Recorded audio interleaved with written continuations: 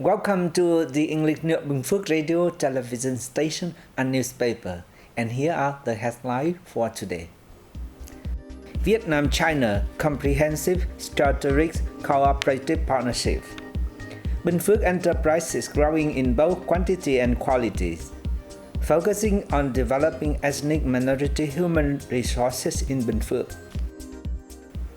Ladies and gentlemen, Party General Secretary Binh Phuoc and his entourage arrived in Beijing on October 30 afternoon, starting his official visit to China at the invitation of Party General Secretary and President of China Xi Jinping. In recent years, Vietnam-China ties have maintained a stable and positive trend.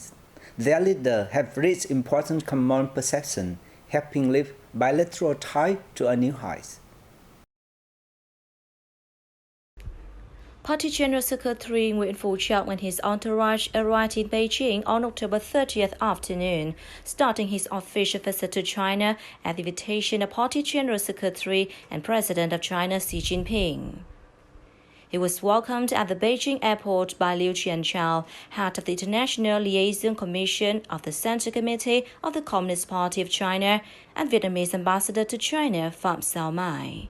The visit by party leader Chung is to highlight the foreign policy, including the affirmation of Vietnam's consistent advocate of taking the relations with China as a top priority in the foreign policy, hoping for long-term, stable, and more effective and practical relations in the spirit of the common perceptions by high-ranking leaders of the two parties and states, and at the same time to make clear Vietnam's concerns, just stance, and legitimate interests.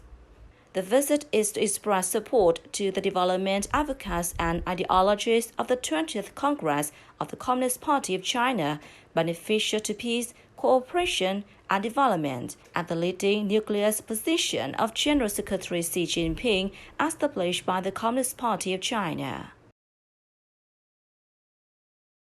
In an interview granted to the Vietnam News Agency's resident correspondent in Beijing, Su Liping, director of the Center for Southeast Asian Studies at the Chinese Academy of Social Sciences, said, after the 19th Communist Party of China National Congress, Party General Secretary and President of China Xi Jinping selected Vietnam as the first country to visit. He said the upcoming visit to China by General Secretary of the Communist Party Vietnam Central Committee Binh Phuoc demonstrates the traditional friendship between the Communist parties Vietnam and China and the two states. Party leader Chung is the first foreign leader to visit China after the 20th Communist Party of China National Congress, which he said reflects the specificity and importance of the relations between the two parties and states. The southeastern province of Binh Phuoc is home to thousands of businesses operating in various fields, creating great potential for local socio-economic development.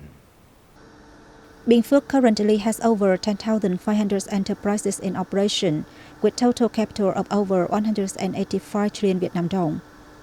The timely implementations of the government's resolutions on the socio-economic recovery and development program has brought many supportive policies into reality, with a positive impact on provincial socio-economic activities.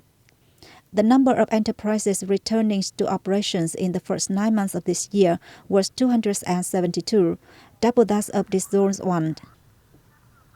In the same period, 905 new enterprises have been registered, increased 11.56% over the same period last year.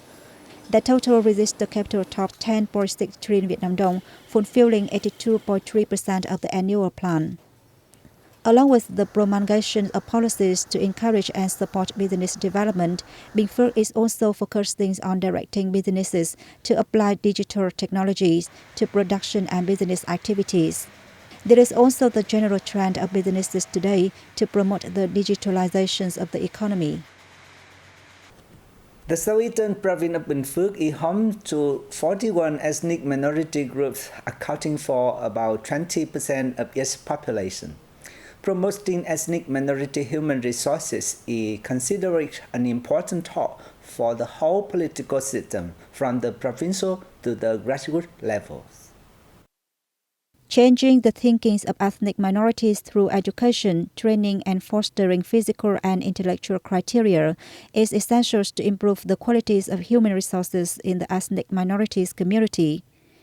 Equally important is widening their social knowledge and honing their life skills and labor skills, as well as fully equipping them with market information. From 2016 to June 2022, the percentage of students from ethnic minorities going to school at the right age for all grades ranged from 60 to 90%. That means that ethnic minority students have a fundamental foundation to receive training in other skills. Nearly 16,440 ethnic minority people of working age have been trained in vocational education programs, passing on social knowledge and life skills, workplace skills, and knowledge of the market, and sent abroad to work for a limited time. More than 100 ethnic minority graduates have received support in employment.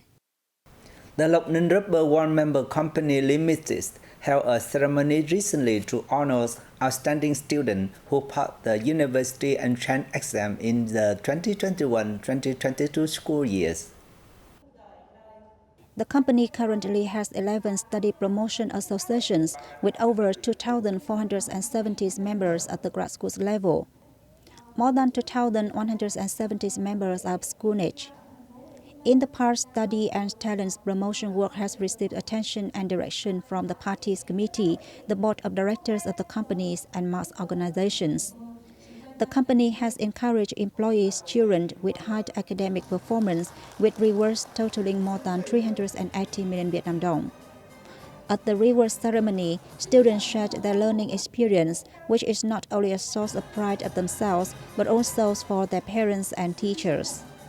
The company rewarded 66 excellent students and 55 students who were admitted to universities in the 2021-2022 school year.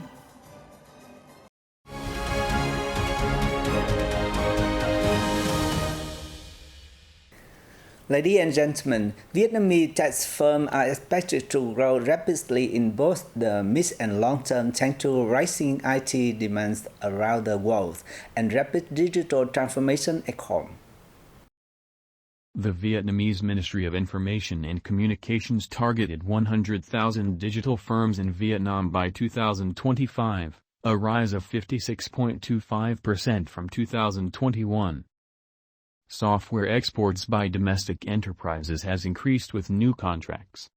Tech conglomerate FPT, for example, earned nearly $480 million from exports as of August, up nearly 30% year-on-year. Meanwhile, digital transformation has been accelerated by both businesses and the public sector. Notably, Vietnam has advantages in its IT workforce market.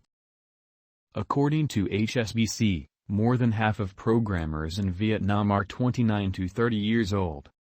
The hourly wage for IT outsourcing software development in Vietnam is about $18, equivalent to 64% in other Asian nations and 10% in the US.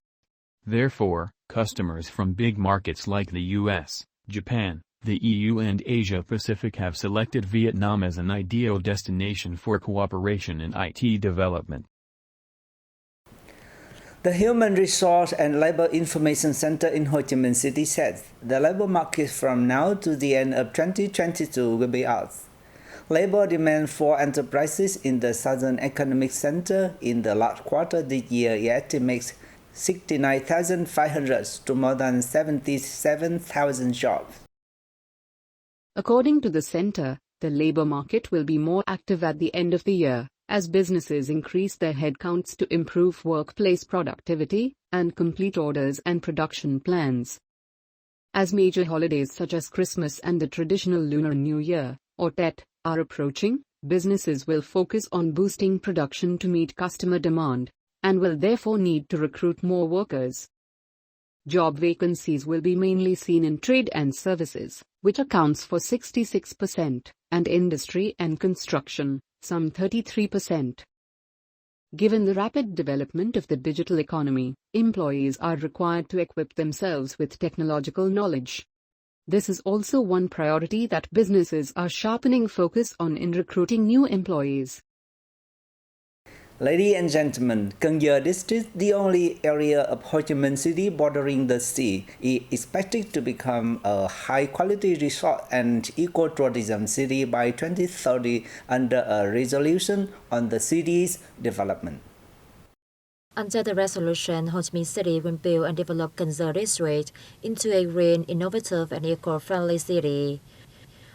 Authorities will focus on developing high-quality eco-tourism resorts, improving technical and social infrastructure, raising living standards, and effectively setting up the government management system. The average total production value of the district is set to increase 20.7% in the 2021-2030 period. The proportion of services is forecast at 74.7% of total production value, while annual per capita income is to reach 182 million Vietnam dong by 2030. Tú Lệ commune in Văn Chấn district in the northern province of Yên Bái has long been known for its glutinous rice with a special taste and unique green color. The Tú Lệ Young Sticky Rice Festival looks to honor this unique type of rice and is a highlight of the Mường Lò Cultural Tourism Festival. With rice fields totaling over 120 hectares, Tú Lệ commune is able to harvest more than 100 tons annually.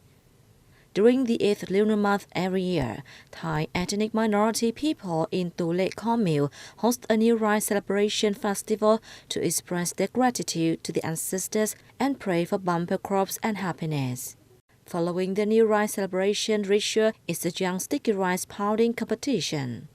This year's event saw the participation of 9 villagers in Tú Lệ commune. From the crack of dawn, men and women head out to rice fields to harvest the young rice to make gom. Dozens of visitors came to the competition to see the skills of participants. The festival contributes to promoting the traditional cultural values of the Thai ethnic minority group and encourages local farmers to expand areas specializing in growing Tú Lệ sticky rice. Numerous cultural and sports activities were also held as part of the festival, attracting both domestic and foreign visitors.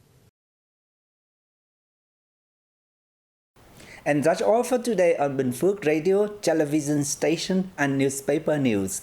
Once again, thanks for watching and goodbye for now.